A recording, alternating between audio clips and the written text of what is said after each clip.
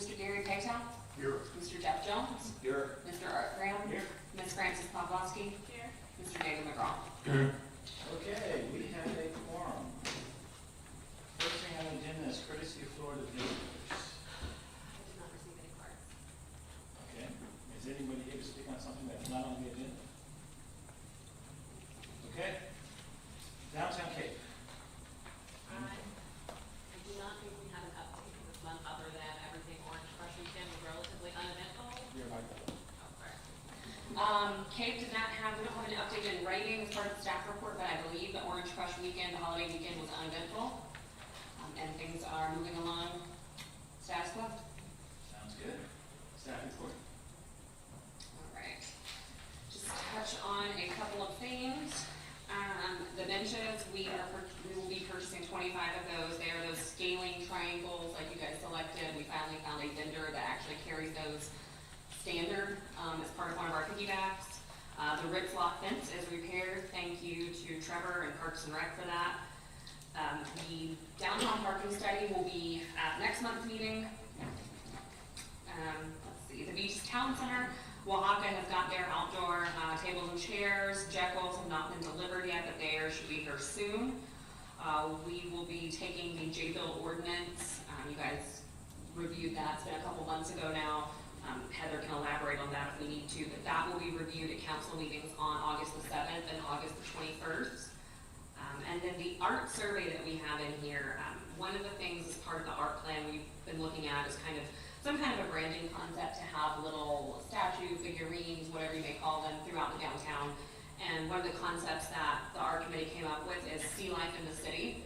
And so we're gonna put out a survey to the public to receive feedback on what sea life animal they think would represent our city the best, to be kind of our first project in this branding, if you will. And so we've got 6 sea life options for the public to vote on, and then the 7th one is a write-in. And so we are going to release that survey tomorrow. And then finally, the art committee meeting in July is going to be canceled. We're going to give them a little bit of a break because we'll have at least 2 meetings in August. One will be to review the Beach Boulevard roundabout stuff, and then their regular meeting. And then that is, I think, all I've got as far as things I wanted to point out. And then you received in front of you your Public Works updates. Our Public Works Director had been out of town, so thank you, Dennis, for giving this to us. And yeah, if you guys have any questions, let us know. Any questions of the staff report? Yes, Gary. Can you give me an update of where we stand with the P3 document that we were looking at or trying to pull together for review? Yeah, so we're still reviewing things internally. Mr. Gilmore and the Southern Group have been helping us to kind of socialize that concept. We've had a couple of folks actually reaching out, just asking questions about the site. We have another internal meeting tomorrow, and we are looking hopefully July, August timeframe to get the actual final document in front of you guys. Not until August. Yeah, and we're trying to wait on the Lakeland Plaza stuff as well, because we want the Lakeland Plaza, what that concept is actually going to be in the final version of that, to be a part of the P3 package that will be put out to the development community. Well, I agree with you there. It's just that, for us to review it and take a look at it, we could already start commenting on it and picking up changes so that when the design is done, all of that could be released at one time. Okay. It just feels like, it'll end up being another month or 2 after that it would ultimately go out on the street. I'm just trying to see what we can do to move that along. Okay.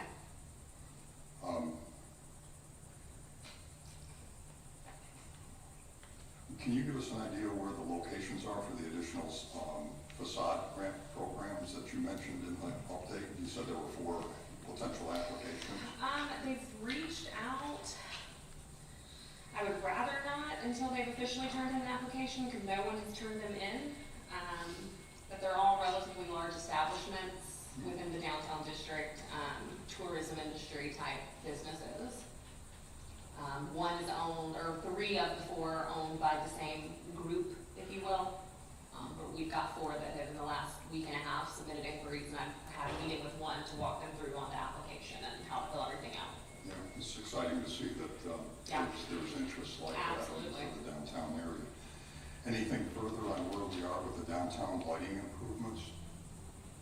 So that's budgeted for next fiscal year for the downtown. That's a part of something we can go over when we get to the budget conversation. So that'll be a capital improvement project that's broken out between FY '24 and '25. And then we did have one of our parking lots in the downtown that had some lights that were out that needed some attention. And we got an update from Beaches Energy today that, they've ordered the parts and everything. They're just waiting on stuff to come in to repair the lights in the downtown. But as far as the big overhaul, that's next fiscal year in the '25. Okay. It sounded like it was moving further along based on last conversations with Beaches Energy, and so that's why the question. So now we're saying it's tied into next year's fiscal year. Yeah, it's always been a capital improvement project. There's, I still want to express my concern about the fact that we're getting turned over First Street in reference to the work out in front of Spring Hill. And I haven't seen any improvements in what's happened there at Spring Hill. And I think that we really need to sit down and take a look at that in coordination with what we ultimately do as part of the pier design and renovation work, pier entry, I should say. It just seems like we need to really take a hard look at that. I'd like to see us put that on our agenda in one of our upcoming workshops or meetings so that we can have a good conversation about that and how we want to proceed. Because it obviously doesn't show up in the CIP program at this point in time, but may need to be. Can you clarify what's not showing up in the CIP? I'm sorry. The work on the First Street pavers. Now, part of it is a decision that we need to have from City Council as it relates to what needs to be done or would like to have done for First Street based on the urban trails concept. Okay. But we need to get some direction from City Council on that so that we can make a determination as to how we want to proceed with the paperwork on First Street. There just seems to be a lot of coordination that needs to be done with that and what's happened in front of Spring Hill, and then you factor in also the pier entry area. It just seems like we need to have a good conversation about that. Okay. Can you help me understand what's happening with the splash pads down in the South Beach Park? It looked like they had been off for quite some time. I think they're back up and operating, but there is some monies in the CIP for renovating the splash pads. Yeah, the improvements to the general parts of the splash pad, and then I believe the equipment needed some overhauling with just the maintenance of it. I think they kind of reached their lifespan on the maintenance, and I think the splash pad just needed to be, the parts needed to be replaced. And we're going to do something in reference to that this summer, or we're going to wait until after the summer is over with? Off the top of my head, Gary, I apologize. I think it's, yeah, that might be a better question for our CFO. Ashley, do you know the splash pad, is that next year that they're planning to, yeah. The big overhaul is next year. This year, the work that's been done has come out of maintenance. But next year, we're gonna have to replace the actual equipment and stuff that goes to the splash pad. Okay. Again, it looked like one of the splash pads was not functioning for some time. Yep. And I just wanted to make sure that we got it up and operating, and I didn't know whether that was part of a major overhaul or whether that was just some maintenance work that needed to get done. So really both, honestly. Okay. The Jacksonville, South Beach and Jacksonville Drive, it sounds like we're just about done with that work based on the other update that we were just given. Is there still going to be an overlay done on the asphalt in that area? That I will turn to you, Mr. Barron.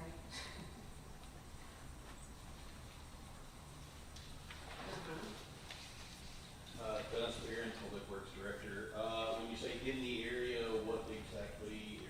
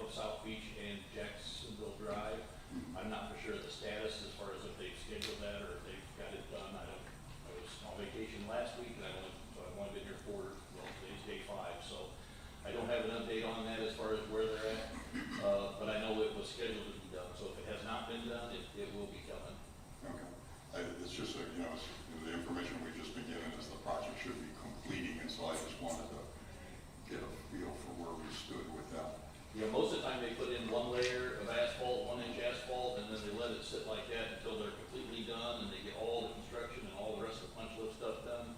And then they come in and do the second layer and do the final layer, so that when they're finished, it's done, and they're not driving a bunch of equipment, trucks, and everything else on. Right, right. And then on the southwest corner where they stage their construction activities, what's the final product that we're gonna get back once that's completed? It should be restored back to the same quality. They take pictures when they start, so it'll be back to the same as what it was when they received it. So it'll just be some sod put down, and that's probably Yeah, about it. they're really good about taking pictures, just like they did for everything else, every other project. We have to take pictures in advance, and they have to restore it back to that, so yes. And that'll be, of course, the last thing they do as they pull everything out, because they'll be staging everything that's got to go from there, as they move out of the area. Thank you. Taylor, just a quick question. I'm not sure I understand what J-bill update is. Could you just help me with that? Yeah, Heather, you want to tackle that one? I'd be happy to. So council, gosh, it was back last fall, expressed some interest in changing the requirements for alcohol, full alcohol licenses in the downtown area for special restaurants. But that was something that had to be changed in Tallahassee. So that bill was pushed through with the help of Duval County, and it was signed by the governor, I think, last Monday. So restaurants in the downtown district and our downtown incentive zone can now have 50 seats and, is it 1,200 square feet? As opposed to 150 seats and 2,500 square feet, which was the previous rule. The state did have another House bill that lowered the requirements statewide to, I think it's 120 seats and 2,000 square feet. But we still moved forward with something smaller in the downtown area to encourage restaurants to come in that can be smaller and still have a full liquor license. Still 51% food and all the other restaurant requirements. Yeah, thank you. I just didn't understand what Sure, no J-bill problem. was. Thank you. That's all. If I can, back to First Street in front of Spring Hill, get you to take a couple of pictures and give them to Taylor so we can have something to look at. Can we put it on part of the agenda for the next workshop on the 12th? Francis? I only had two. I did want to ask about the south end divider. If we decided to table that and just say that it's gray and will always be gray and not be part of the art project or anything to make it nicer than it is now. I don't know that we said we don't want to make it, oh, sorry. Sorry. I know, not that we don't want to, just expanding at this time the scope of where the art committee can function. We just haven't gotten that far. So it's still out there, but Yes. okay. Do you, for this group staff report, are we doing punch items we would like to get to, or where are you keeping this? Because it hasn't been on these. Yeah, a couple of months ago, I was told the staff report was too big, and so to only put things that are like active projects. Okay. So I have a spreadsheet that I keep track of stuff, but So this is just our active. So like that would be on that Yes. punch list somewhere? Yep, Okay. and it is. I just wanted to make sure. No, I get it. Okay, and then the other thing I had a question on, actually, I don't have a question on that, extremely fine with it, but you might be getting a phone call from somebody Okay. in regards to the new city that's out on Second over here. The question I got was, if it's supposed to be a trial and temporary extension to the restaurants to be able to utilize the space where it's supposed to park, how come the place that has been staged not available for parking? Because it's been built up and looks very, very nice, but the temporary program was, utilizing a space that could be converted back to parking. And I don't know if you guys have gotten that phone call yet. I didn't have an answer to how to answer that or a way to answer that, but it might be something we might get. Okay. Because I'm thinking it might be coming from other businesses that are questioning. Okay. Jeff? Yeah, I was just going to echo the First Spring Hill Suites situation on First. And we have some general talk about updating or refreshing First Street, but that area would seem to be, like a punch list. When they complete the hotel, they have to fix the road, and it's been several months since they've opened. and there's been nothing done on that stretch of road. And I think, we don't want to let that slip and be combined with some future First Street project when they should be out there repairing and trying to get it back to the original condition that it was before all the cement trucks and whatnot. And then, maybe just a clarification, I thought on this restaurant seating that what we proposed was a test, but not that their areas were temporary. That there was just these two restaurants were gonna be sort of the guinea pigs for what it would look like, but I don't recall that they'd have to restore it. It is a pilot program for 2 years. It could be canceled early or extended by council, depending on, how it goes and how they feel about it. If the council decides not to move forward with it either soon or within by the 2 years, then they would have to revert the spaces back, the area back to parking, yeah. Jeff, same as I asked Gary, if you would take pictures that you're talking about on First Street and get those to Taylor so we can either have pictures in hand or something on the overhead so we're all on the same page. Okay, anything else for the staff report? Nothing from us, no, sir. All right, old business. Any old business that's not already on the agenda? Gary? I'll approach this under the old business aspect. I attended the Lakeland Plaza design presentation to the community. It's been about a week and a half ago now.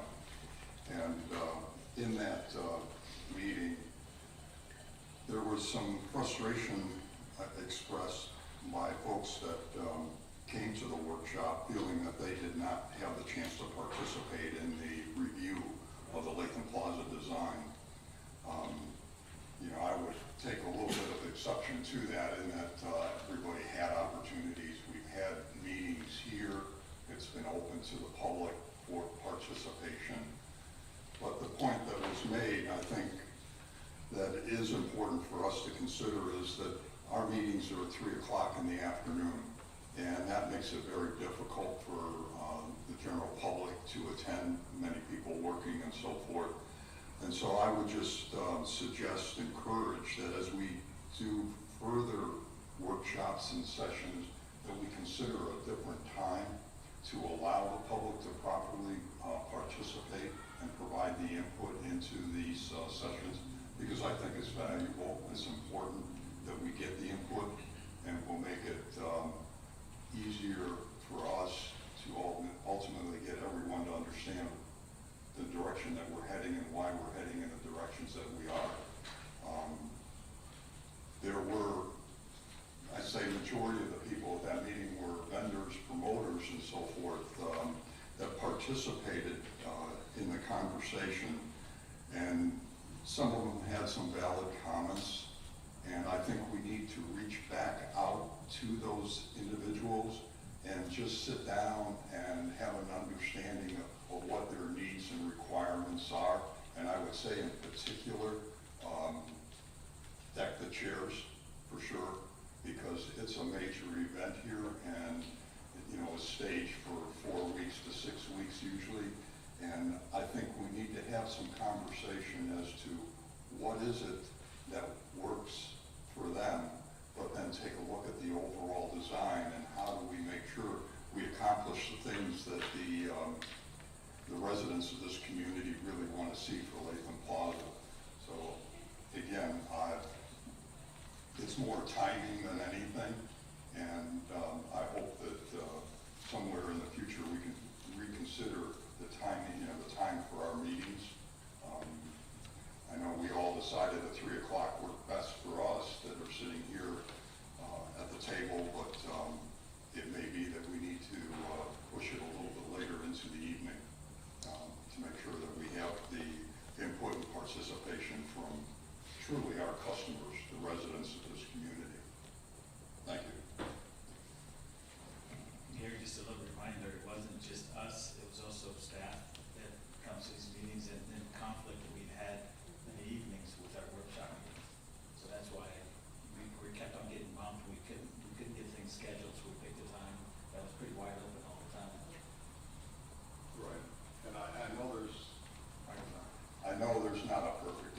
to this, and I'm just, I guess, reacting to what I was hearing at that session. Obviously, there's another meeting tomorrow evening, but you know, a little bit of work on everybody's part. I think we can come to a reasonable conclusion on this. It's just wanted to bring it to everybody's attention. Thank you. Thank you. Any other old business? New business? Okay. Items for discussion. Budget.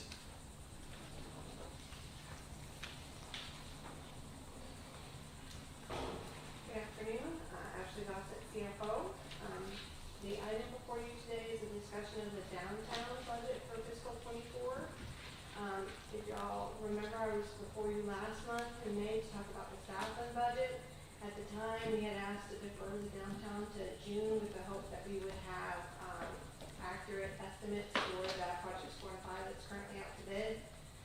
Since that time, because that project's so large, we've had a lot of questions about it and have issued an addendum and an extension of that time, so we don't have bids in on that. So you're looking at the cash flows as best we can present them with the understanding that they might change when that project comes in.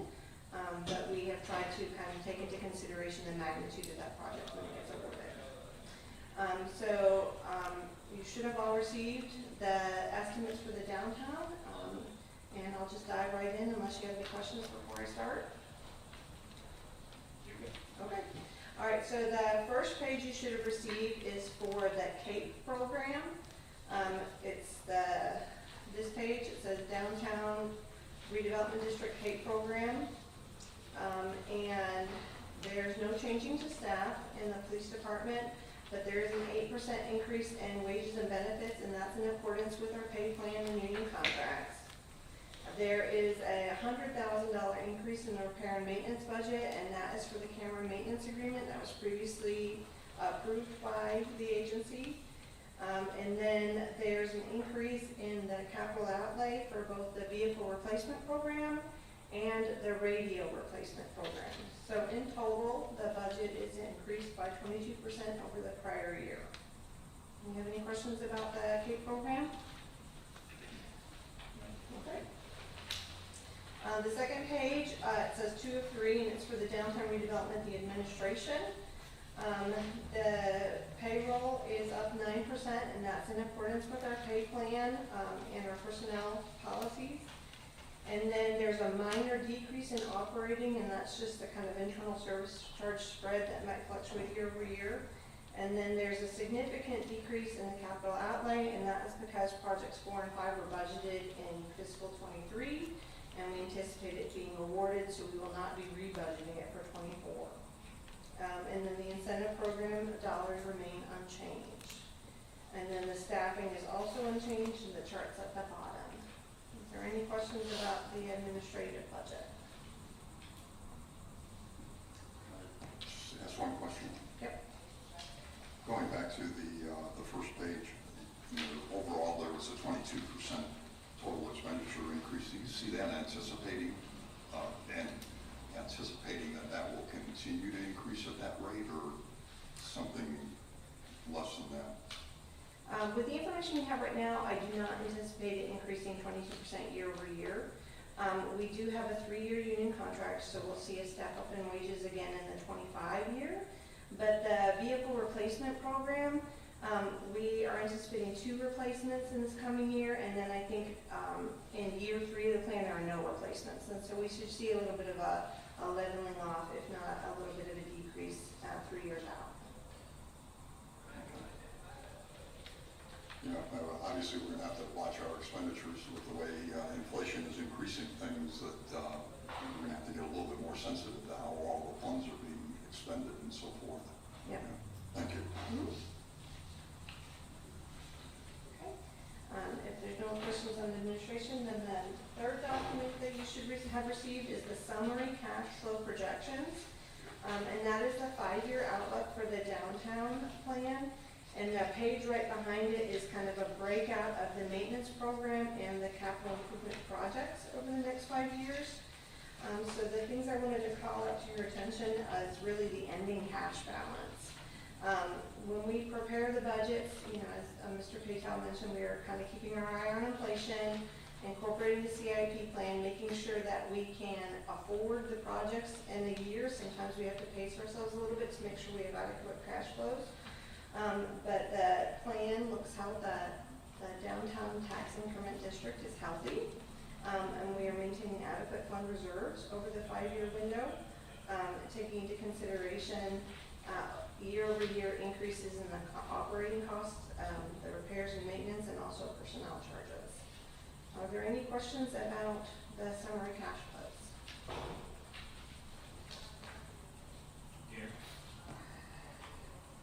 Bear with me, Ashley, because you know how difficult it is for me to follow numbers sometimes, so I've got to get all my thoughts together here.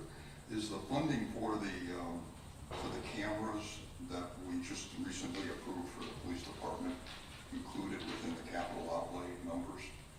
They are not, because they were approved this year, but what is included in the 24 budget and then subsequent the next budgets are going to be the camera maintenance agreement, which is $100,000 a year plus 5% increase year over year.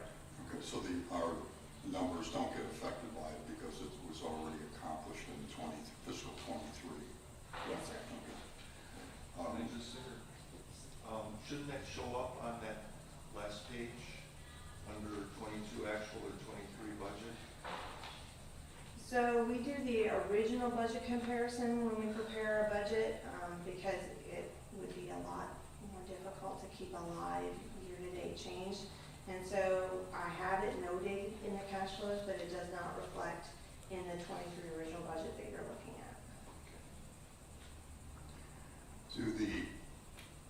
Do the benches show up somehow in the CIP program? I didn't see it, and I just wanted to make sure we have that covered in the budget. So are the benches part of the maintenance program or is it part of a project? I'll have to defer to Heather and Taylor on that. That would fall under all of our Dick's Height action plan stuff. So when we do trash cans, benches, bike racks, that was all that big project for downtown, but then we didn't get any bids and we had to kind of break it out. So that all comes out of the downtown action plan money. Which was But the downtown action plan is broken down into numerous different items, and I just didn't see, I see site furnishings plan, and it shows $4 million, and I'm assuming I'm assuming that that's Lakeland Plaza, right? So it really doesn't cover the benches. I just didn't see them covered anywhere. I just wanted to make sure that we've got it covered. Yeah, and I think the reason for that is a little bit of what Ashley was just saying when she put in the original budget in here, when we did that 2022, we didn't know at that time we were gonna have to break it out. And then, Lakeland Plaza and the lighting and wayfinding was always kind of its own separate thing, but that is accounted for under the downtown action plan. Okay. I'll have some additional questions in just a moment because I'm trying to tie it back to the capital improvements plan. I just have a little bit of difficulty, but I'll let you go ahead and proceed first. Well, I don't have much more for you. Like I said, the second page of the cash flows is a breakout of the capital improvement plan. And then also attached to your documents is the CIP plan, the 5-year CIP plan, which you guys saw in May. And we corrected the typos, but there haven't been any substantive changes since May. And so that's all I have as a presentation. And I'll just remind you that we'll be back before you in July to officially adopt the budget for both the downtown and south end. So I guess, actually, my questions are, when I look at the capital improvements plan, and I try to tie some of the numbers back to the summary cash flow projections, I can't quite get there to the numbers. As an example, the downtown tax increment funding sources shows $9,743,000, roughly speaking, in the capital improvements plan. How do you get back to, like when I look at the capital improvement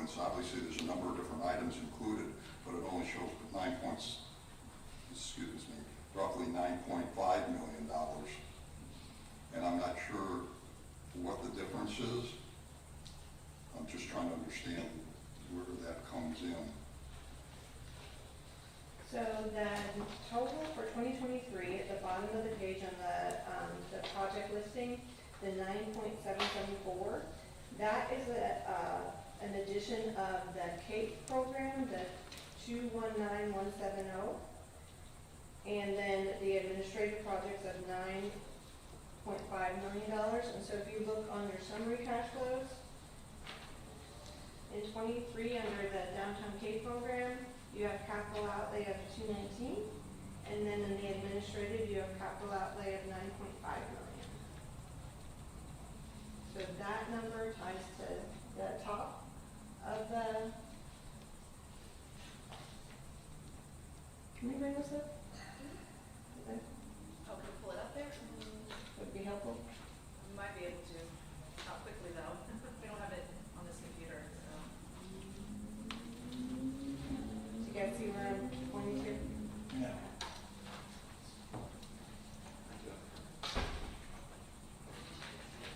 It's about $30,000, right? 9774 versus 9743. It should not be $30,000 off. So when we go back and check that, it should tie exactly. And if it doesn't, I apologize.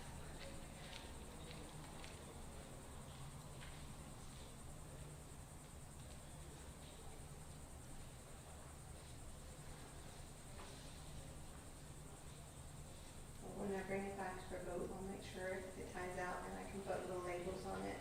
But I was trying to do each program discreetly to see if that would help out.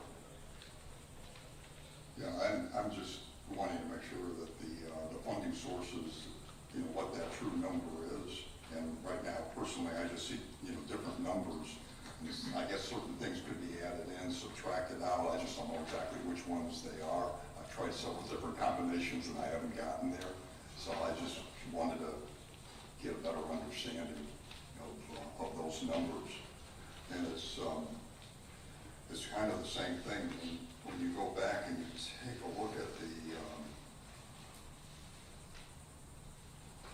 when I take a look at the roadway work and so forth, it shows $3 million, but I'm not getting to $3 million when I look at the roadway work or those items that I think would fall within that category. I'm only getting to roughly 2.697 million, not the 3 million number that shows up in the capital improvements description. And so, again, I just want to make sure that we've got our numbers right.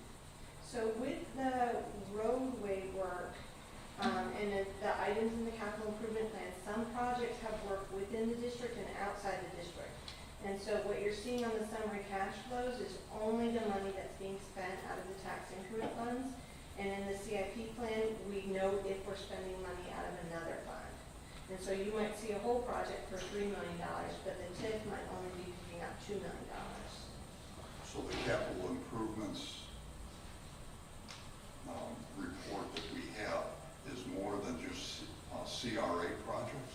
It's largely the CRA, so we had to find some ownership when we put together the CIP plan. Instead of breaking it into the Public Works Plan and the CRA, we say this is the project, but it has pieces of it that are outside the district. And so we left the whole project as a total together in the CRA Capital Improvement Plan with a notation of the funds that would be spent outside of the district by other funding sources.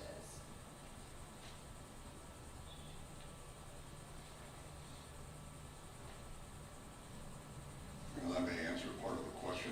If you go to page 41 of the CIP plan, you go to the column for fiscal year 2024, there's a slight revision, but I think your numbers need to slide just a little bit down one row. It shows pump station improvements. It says construction $1,447,000, and then it shows DTTIF, which is obviously downtown TIF increment funds. It shows 302, I think that needs to slide down to the city portion, and then the TIP portion is 1.447.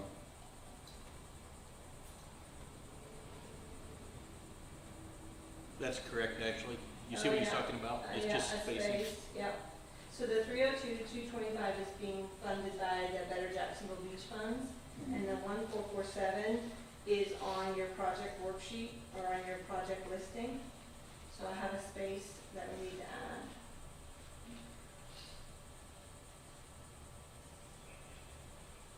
Yeah, because if I add the 302 to the numbers that I came up with, I get to the 3 million ultimately that you finally have, so I think I'm reconciling it now. I was just confused when I saw those numbers and where they were placed. All right, we will add a space there, sorry about that. Any other questions? That's Yeah, back on that, total capital outlay, the 31,000 difference. Yeah, I happen to notice, and I'm not a believer in coincidences when you look at numbers and spreadsheets, but the 31,170 difference is exactly the amount of equipment and radio replacement figures up above under capital outlay. yeah, you're right. So I think that's probably the source. So it looks like we have it right on the summary cash flows, but I have a formula error in the detailed project listing.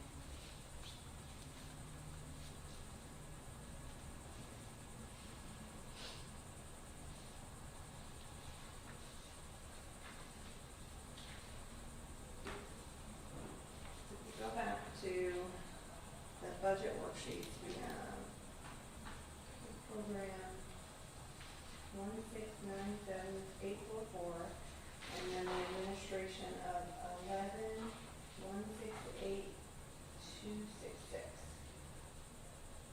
Okay. So the summary cash flows in your 2 pages tie out, but if I have the $31,000 error, then it's in the worksheet for the project listing.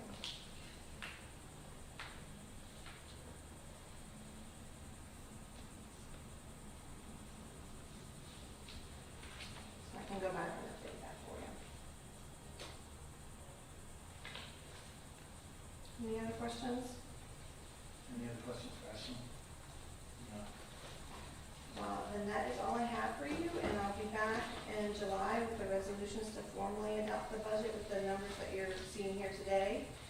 It will not have the project listing as part of the adoption, but I'll update that and send that to you. Ashley, if we can get you to hold for the next item. Sure. We're going to talk about the workshop and there may be some procurement questions that come up. Sure. We're told that you're the expert. I don't know if I'm an expert, but I'll certainly try. Thank you. All right, thank you. Okay, item B, the CRA Council Workshop and agenda items. Yes, so it was expressed over the last couple of meetings that there was to be a workshop between the CRA and council to just kind of talk about the status of the CRA and maybe modifying some things moving forward and how to be more efficient. We kind of took the feedback we received at our last meeting, and basically the 3 topics, if you will, that we have given to the city manager's office are CRA bylaws, procurement policies, and then having alternates for the CRA and the ability to get 2 alternates like our other boards have. And so with that, we'll kind of turn it over to you guys, and we've got the city attorney, our CFO, our city manager are all here. So with that, we'll turn it over to you guys. Okay, thank you, Taylor. Let's start off with the question that started all this, and we'll go from there. Gary, I believe there's your question of something that they did, that Dennis did public works. Okay, just to backtrack a little bit about, several weeks ago, we received an item in our agenda that was just for information, which was the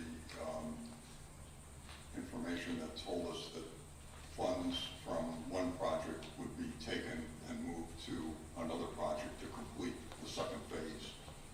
And my question is that not something that would come back to the CRA CRA never approved the phase 2 work effort.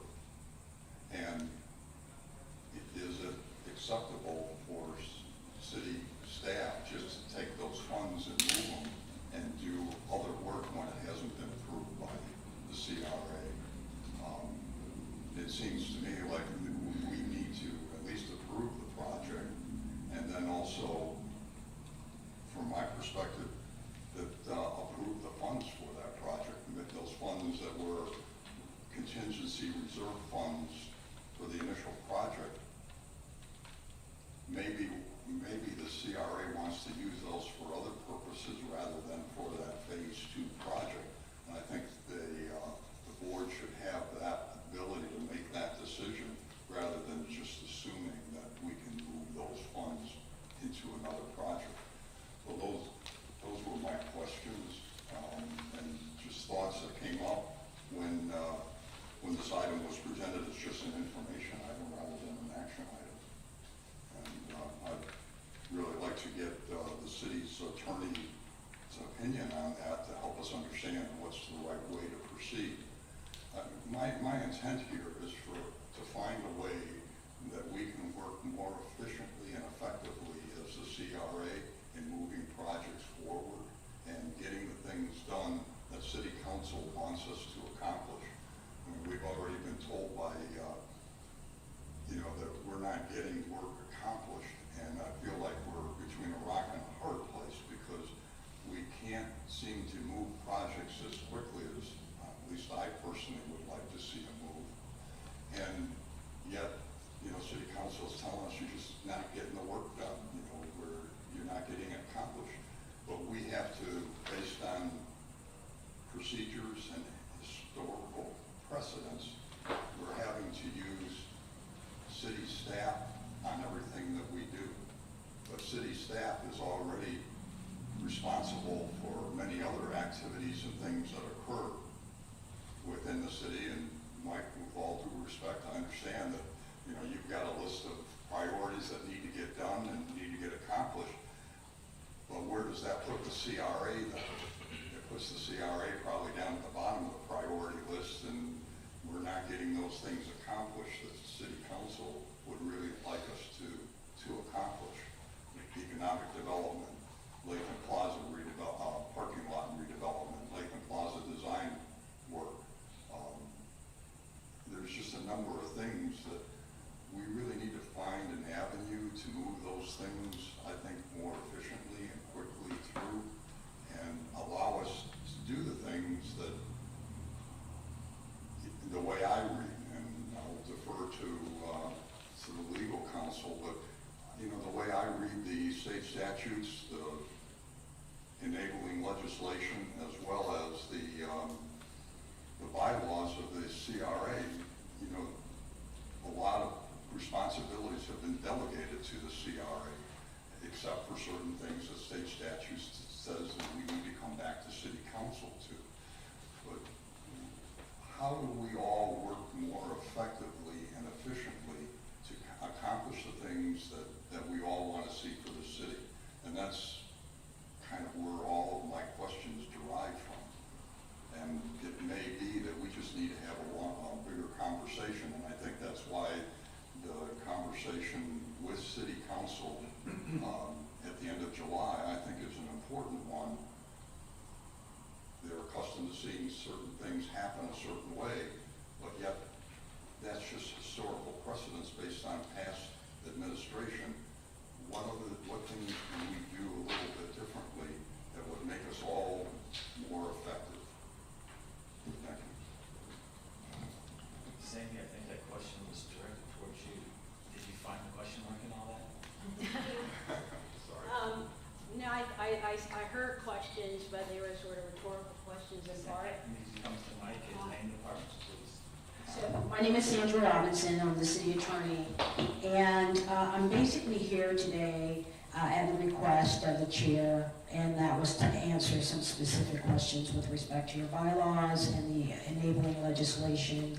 And it was far easier for me to respond to something very specific rather than sort of the philosophical policy type questions that were intertwined to some degree with the legal ones.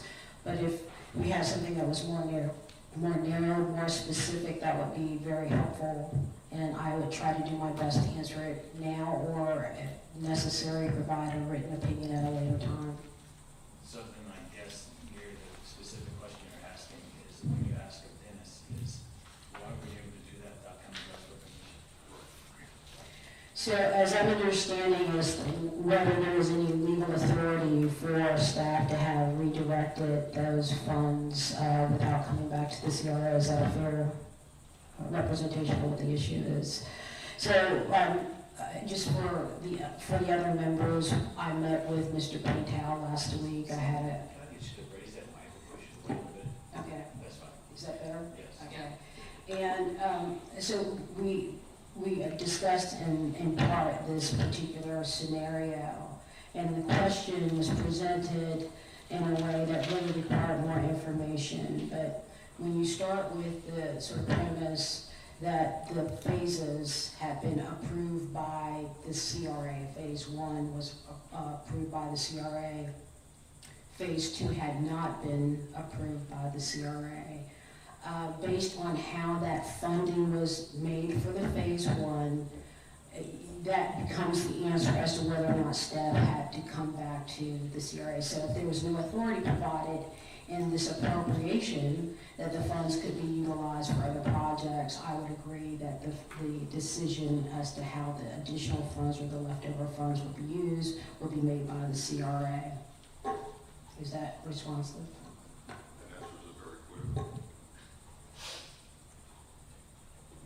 Turn the mic on, didn't hear that. Okay. So where do we go from here? I don't think what was done was any kind of disrespect or malice. I think it was just an efficiency of government, because I think the contractor was there and the equipment was there, and they were ahead of time and had budget money, and they decided to get the job done at the time. I guess Gary's question is not trying to make things even more inefficient than the government already is. Should it have come to us, or is there something we need to do to make sure?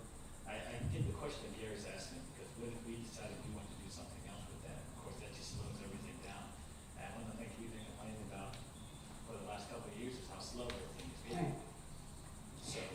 So, I mean, I think I hear where you're going with that, and it's, for me, it's just, what is in place to set up the next step.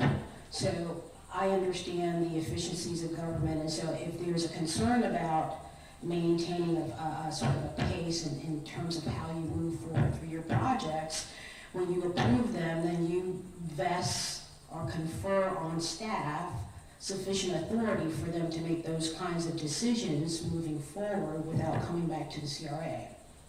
That's what I would do if I were advising, and just put it all there at one time, and then you don't have to go to the back and forth. But as I indicated, when the question was presented, it was presented in the context of, was there authority for staff to do that? And you always start with the paper. How was the authority given in the first instance? And if there wasn't anything conferred, then I would agree that there needed to be something in place. When you're dealing with, I think, local governments in general, it is important for people to understand the authority by which they act. And so it would be this agency, this board, the city council, the city attorney. Where do you look to justify every step that you're taking in your day-to-day operations or in special projects? And you should be able to source that to something. So short of there being something to source that act to, then again, I go back to what I said at the beginning. I agree, it might have had to come back here before it had been redirected. If that was your funding, you were approving the projects, etc. Is there a way to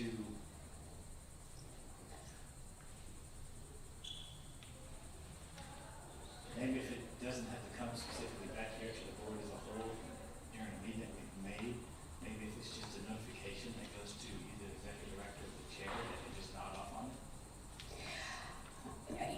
I guess you and I have a practice, and how do you want to handle your practices? That's fine. So, part of the challenge here is that you've got a member expressing concern about a decision that felt it should have been made by the majority of the board. So if you want that to be your practice, I think the board has to act as a board to say, this is what is okay with us, and then we move forward.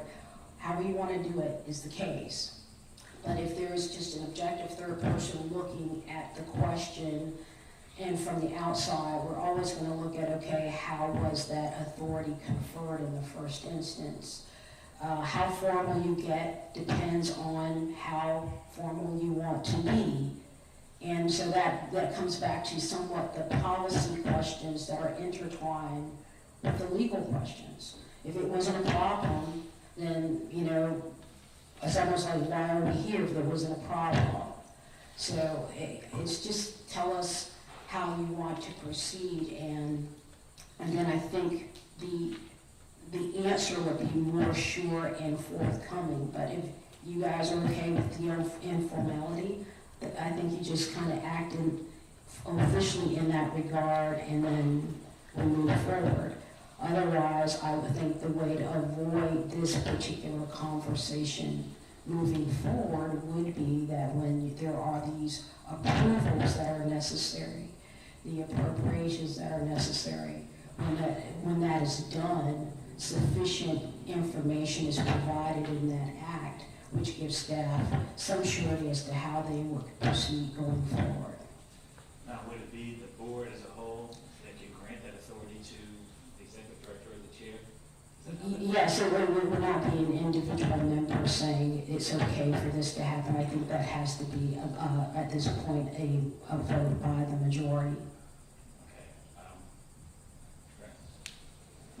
Mine is in relation to that as well. Is there any kind of wording or anything that should be included in our initial awards to give that, it's basically what you're saying, to give that Yeah. money to have the ability to keep things moving? Yeah, we do that often in variations of it at the city council level. So there's approval for a contract. Sometimes broad discretion is given to the city manager, not only to execute the contract, but sign anything else that might be necessary in furtherance of this project, something to that effect. But you can do something along those lines, and as long as your intent is clear, there are no magic words that are necessary. Just make sure your intent is clear, and then you move forward. Or you can simply sort of adopt a policy. And that way it's not specific to any one contract. You have something in place moving forward, and then things can kind of move smoothly after that place. So since it was two separate projects, even though it was a big grand scheme, it would be better just to have it to where it's general, they could just put it to whatever project, is what you're saying, just whatever projects out there they could reappropriate those funds? Or is it every single time we have one, we could say, you could go and put it towards this if you wanted to? Like, I'm trying to see how legally you'd want that one. Yeah, I mean, and pardon me if I was too broad in the policy suggestion. So when you're dealing with the projects that have, so if your project is in the plan and you want to move forward, you know it's going to be 3 phases. From phase 1, to the extent there's any money left in phase 2 and phase 2 been approved or something to that effect, the money can be utilized or rolled over whatever the finance term is for phase 2.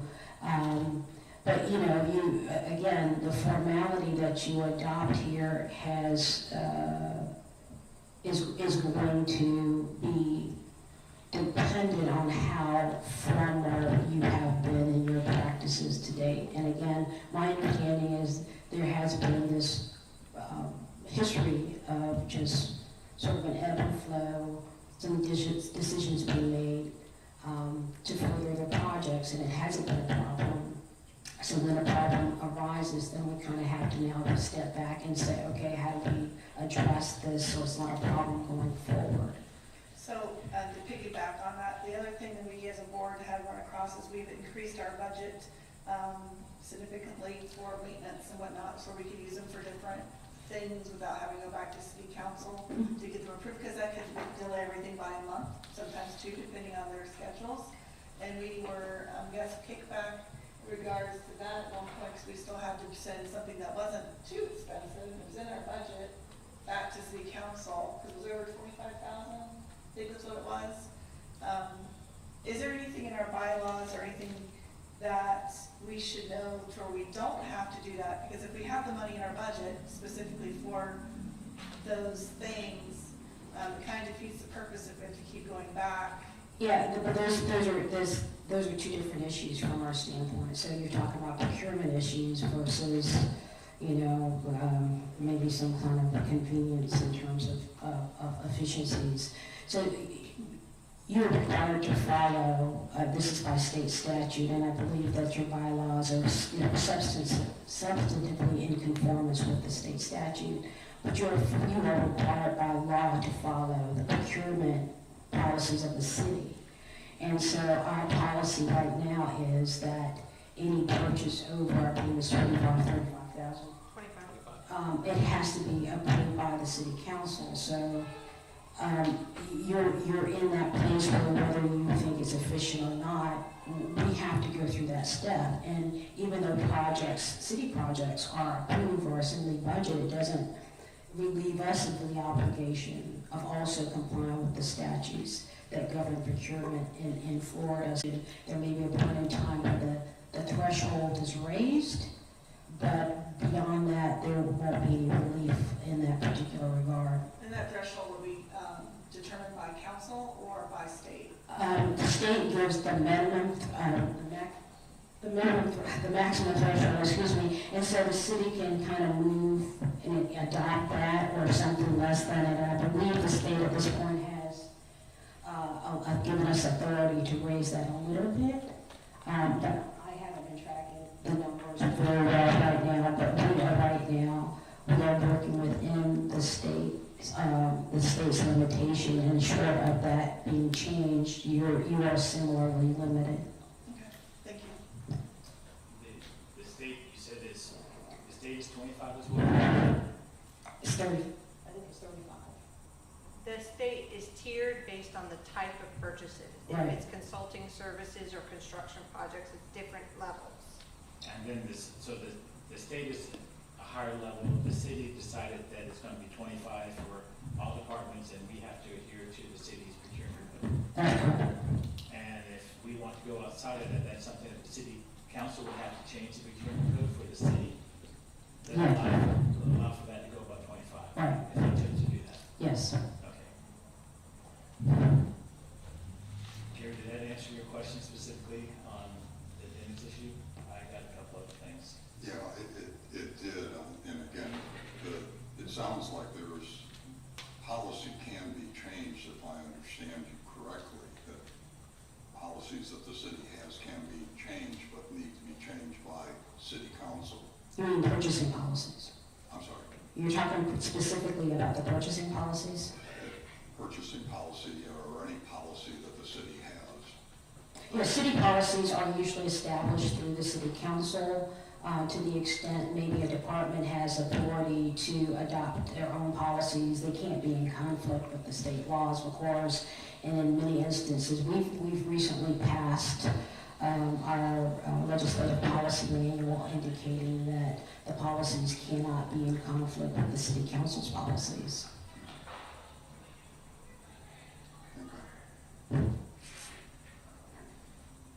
All right, sunshine law. Okay. We've been trying to, I say we've been trying to meet just two of the members up here to talk about something that we didn't want to bring up before the board as a whole, or didn't feel the need to drag three other people out here for the board as a whole. And we tried to adhere to the sunshine law, so we want to notice the meeting. Two people can sit down and talk about something, it's open to public, and we take minutes and we record the minutes of those meetings. Now, my question is, can you do just two people, or do you have to have a quorum of the CRA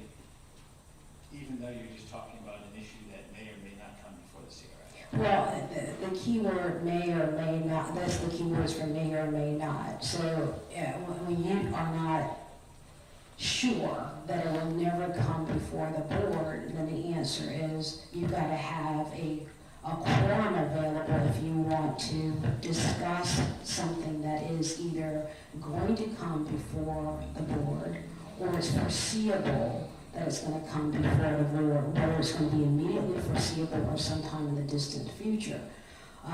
The discussing of things that may come before the board constitute transacting business.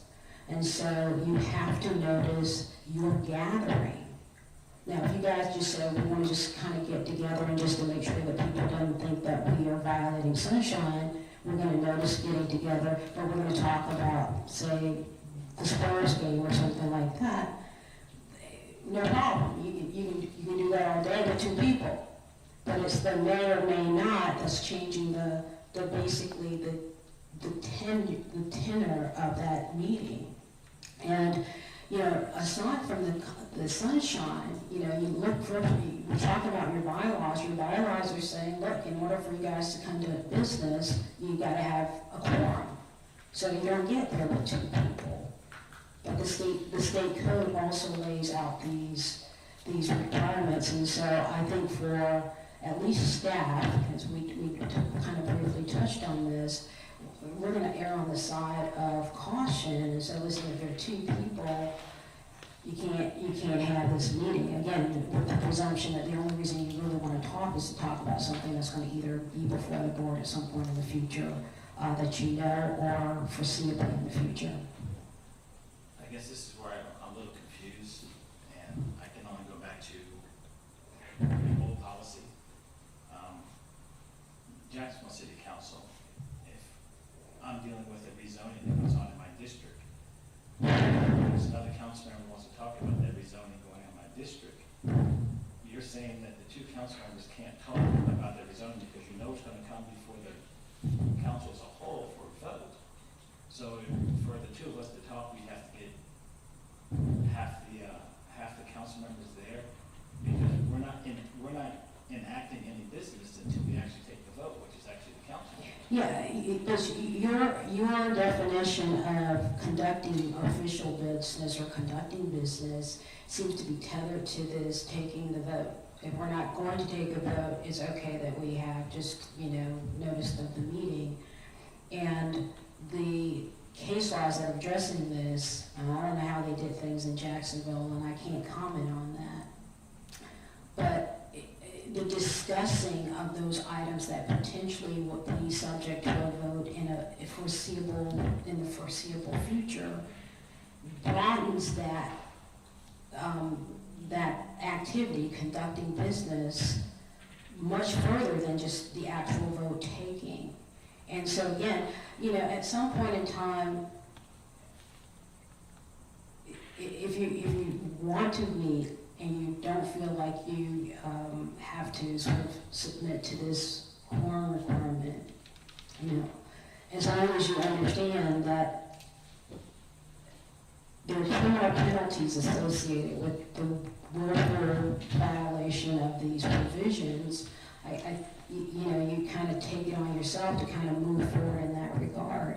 Again, staff is trying to protect not only the board members, but again, probably the legal status of the city in these particular undertakings. And it's, the presumption has to be on our side that you're meeting for the purpose of discussing some CRA business, and that an act of some sort will occur on that business in the future.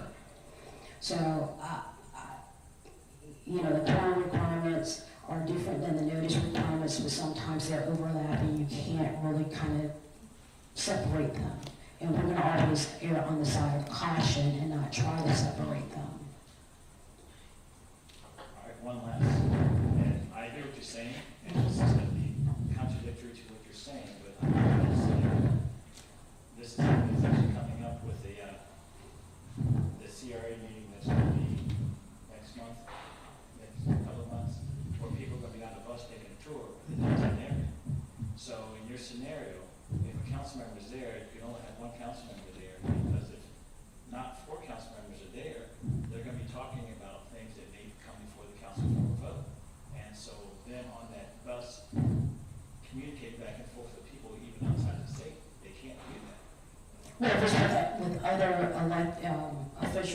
with the CRA officials, if it's gonna be a combination of approval process or decision, you simply notice the meeting that was gonna occur on the boat, on the bus, excuse me.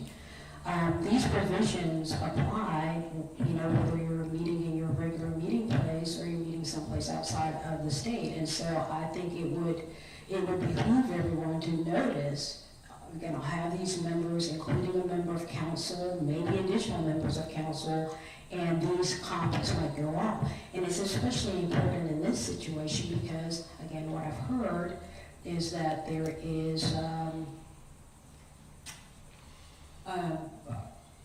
practice of council approving things that happen with the CRO before the CRO makes the decisions in one phase or another, in one sequence or another. And so really the person who's on council, who's there, isn't going to be relieved of any kind of responsibilities because now you've got a representative of both of those bodies. All right, I think I confused you with my question. Let's just stay with the CRO. Let's Yes. just assume that there's going to be a tour going on in the downtown area. And so what you're saying is, and we'll be talking about things that are definitely not before us in the Yeah. book, because we're going to be talking about the CRA business with other CRAs. And so what I'm hearing is, there can only be one person on that bus, or there can be a quorum on that bus. There couldn't be like 2 people on that bus, because it's not a quorum, so you can't be there.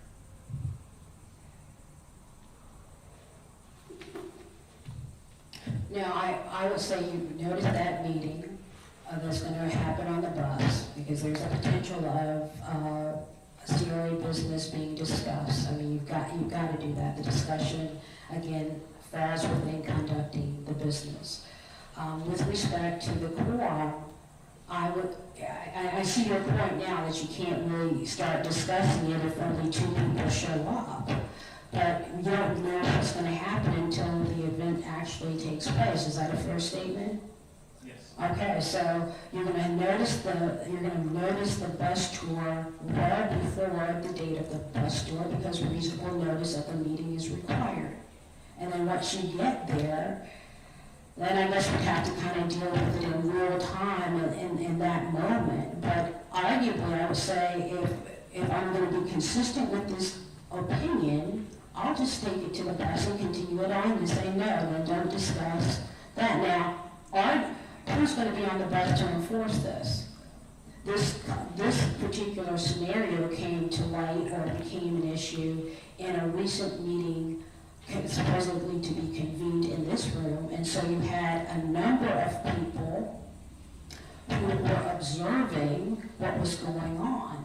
The question becomes, if those people are absent from the bus, do you have someone to police or remind you of these requirements? If the answer is no, at least we know that it was noticed, and that's how we have to proceed. But at some point, I guess, when you're away from your regular meeting place, people are in their honor, and they have to kind of regulate themselves as to what can go on in that particular environment.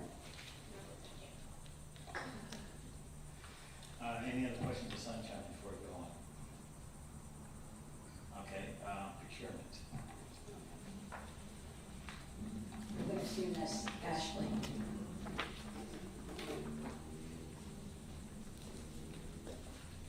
you have any? Or do you have any questions for procurement?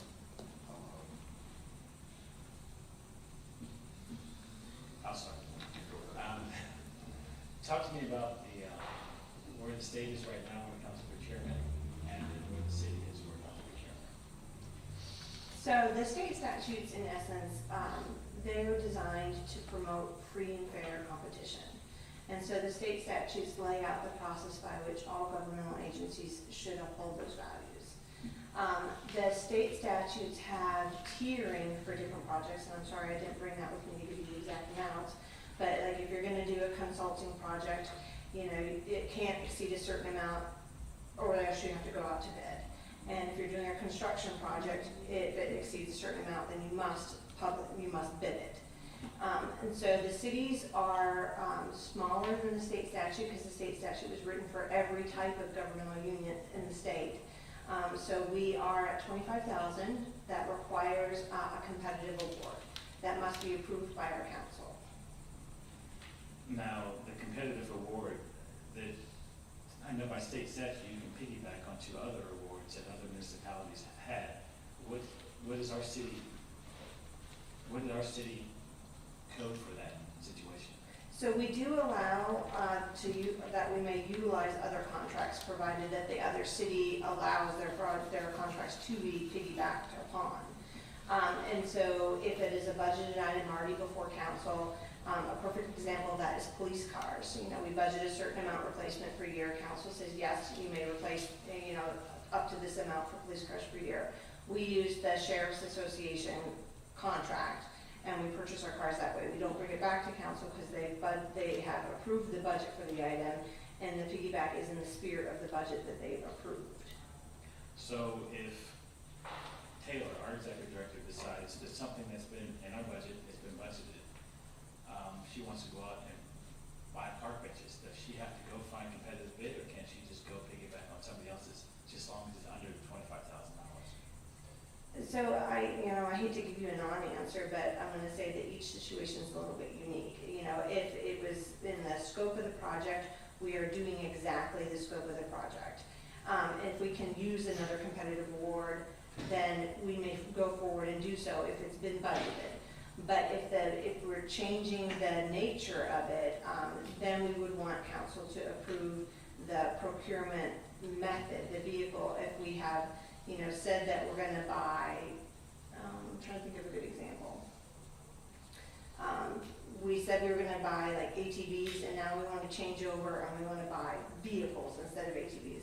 When they're kind of outside the spirit in which the budget was approved, then we want to bring it back before the agency and council and make sure that everyone is in agreement with that change. So I can't speak to the exact example that you're giving, but I will tell you that there's sometimes we feel like, in transparency and in abundance of caution, we would want both boards to be aware and approve the methodology that we're applying. Okay. Procurement? So we've got to, as we schedule things going forward, we really need to anticipate that we're going to be getting approval from the CRA and then moving forward at some point, hopefully within a couple of weeks' time, for approval from City Council for the same item.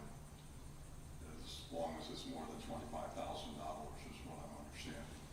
Yeah, and that's been our practice as long as I've been here. We know that, when like this project 4 and 5, it's in the budget, but it's probably going to come in more than budget, so we're going to bring it to the agency to approve the spending authority, and then we're going to take it to the very next meeting to council to approve the bid award as part of the procurement process. So there's no way that the policies can be modified to increase that amount up to whatever the state statute criteria is. Well, like the city attorney said, that's a policy decision that's set by council. And currently, we're at 25, and we are working on an update to our procurement policy because we understand that it needs to be updated, but that will be approved, and our ordinance will have to be updated. But it will go before council to make any dollar threshold changes. Okay. And is there a requirement that all of it go through city departments versus the CRA contracting directly for the work? I think that might be in the city attorney territory. Okay. I'm just trying to understand, the criteria, because at this point, everything that we do has to go through a city department.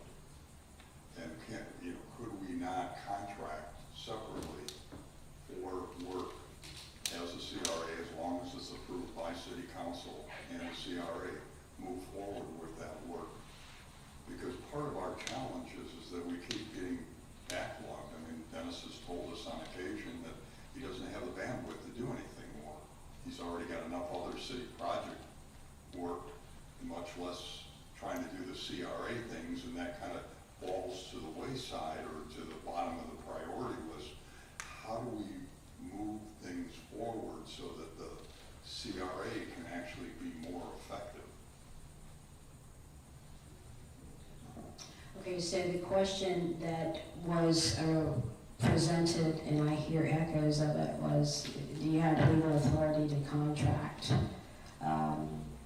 independently of city council? And my reading of the Florida statute is that one of the powers that's given to a CRA is the power to execute, make and execute contracts. So the answer to that question from my point of view is yes. From, again, the statutory standpoint, the practice has been different, and so at some point, the discussion might have to be undertaken with the goal of maybe disentangling the policy or the practices from what the statute allows, but the statute does allows for the independent execution of contracts.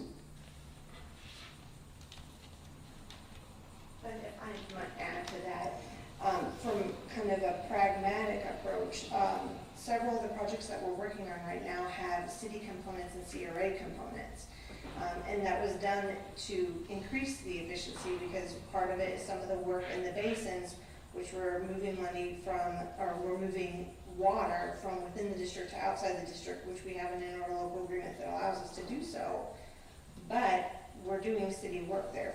So from a practical point of view, you would want the board and the city council to be kind of closely aligned in preparing and doing that work. Well, I don't disagree that, we're here to help implement what city council wants to see done. And they've given us some very specific criteria that they'd like to see us accomplish. And we need to be in step with them. I think that this upcoming meeting, I think is going to be very beneficial just to talk about the methods of communication between the two entities. Because we really need to talk about how we communicate and get information back and forth. What are the expectations from us? Does it make sense that there be a board member from the CRA at city council briefings to provide input and information so that they understand the direction that we're heading? Yeah, I'm sorry,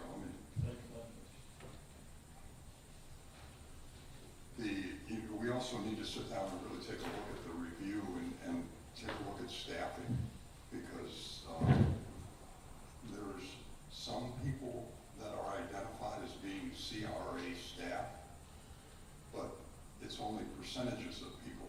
So what are we really getting in the way of time from these individuals to accomplish what the CRA needs to do? And that's just a big question mark in my mind, that, we've got a city engineer, well, it's not engineer, it's not the right term, but there is a CRA coordinator within Public Works that's 75% of his time, and I'm not sure what it is that we're getting for that time.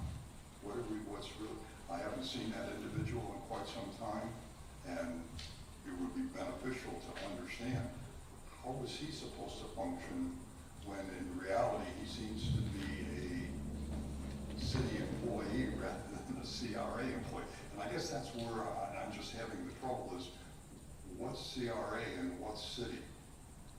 Where's the division, or is there a division? Or do we just kind of muddle along the way we've been muddling along for now? I think that's a little bit outside the procurement question. I'm not sure I'm the right person to answer that one for you. Well, and we were asked to put together for today's meeting, our thoughts on what we thought ought to be the part of the agenda for our meeting with City Council.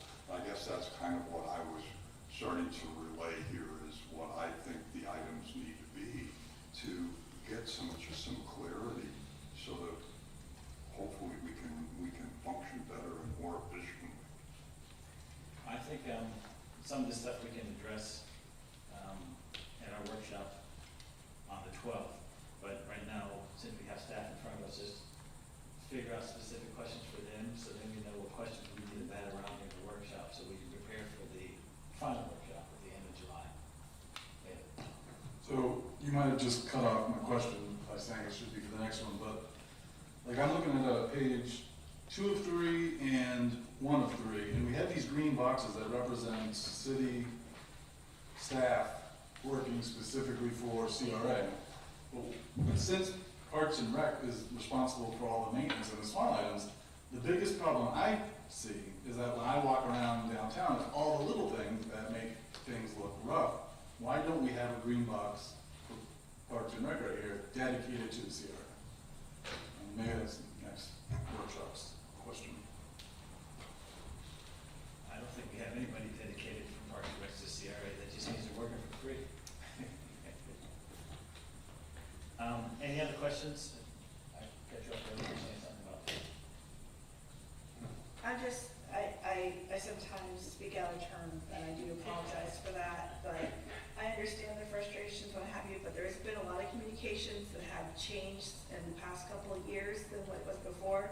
I worry that sometimes we harp on things that are, frustrations versus the rewarding of what has changed, and it does sometimes get missed. We do have lots more communications with council. Council does get updates almost every meeting. We can always notify and get updates from Taylor as well, and she is there to present for us because we as a group technically can't speak for the group. And that's why I spoke out to turn, so I do apologize for speaking out. But other than that, that's really, thank you for letting me clarify my outburst. Okay. Gary. Just along those lines, just one of the successes that I've seen that would be great if we can emulate a little bit better is we've implemented an art committee to move forward art projects and so forth. And to me, that's one of the most successful things that we've done. From start to go to getting things completed has been significantly easier and quicker than any of the other things that we've worked on. And to me, that's just, I don't know how we translate that, but it'd be interesting if we could and improve just our delivery. Again, subject for 2 weeks. Yes, sir. Did the mayor, executive director, city manager have anything you want to add? Okay. Staff, do you have anything else? All right, so I think we got a lot of questions at hand. I think the next meeting, or part of the workshop, we need to talk about specifically what questions we're going to ask of the council when we meet with them at the end of the month. You know, if we want to see the procurement number bumped or not.